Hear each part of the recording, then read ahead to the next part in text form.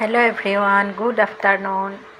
আপোনালোকৰ ভালনে? মই বৰ্তমান ভালে আছোঁ। এয়া চাওক, আজি দুপৰীয়াৰ বাবে মই কি বনালোঁ। এয়া মিক্স দাইল, লগত এইটো আলু দি দিছোঁ, আৰু তাৰ লগতে এয়া দেখিছেনে, এয়া চব্জি, ইয়াত মিক্স চব্জি বনাইছোঁ।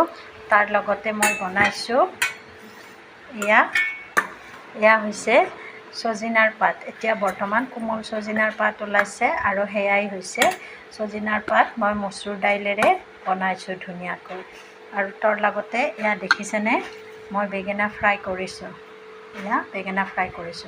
এতিয়া মই মোৰ ভাতৰ থালিখন কেনেকৈ সজাইছোঁ, এই আটাইখিনি বস্তুৰে আপোনালোকক দেখাই দিম, গতিকে চাব।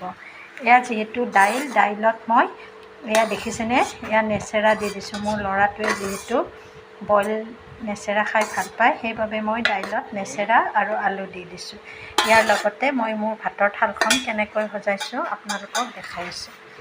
এয়া দেখিছেনে, মই মোৰ ভাতৰ থালখন এনেকৈ সজালোঁ ধুনীয়াকৈ। এয়া বেঙেনা ফ্ৰাই, মচুৰ দাইলেৰে, ছজিনা পাত, মিক্স চব্জি, বইল নেচেৰা, টেঙা, জ্বলা আৰু দাইল, এই আটাইখিনিৰে এতিয়া মই দুপৰীয়াৰ ভাত সাজৰ থালখন সজালোঁ। গতিকে আজিলৈ ভিডিঅ'টো ইমানেই। যদি ভাল লাগিছে এটা লাইক কৰিব, আৰু এতিয়া বাই বাই।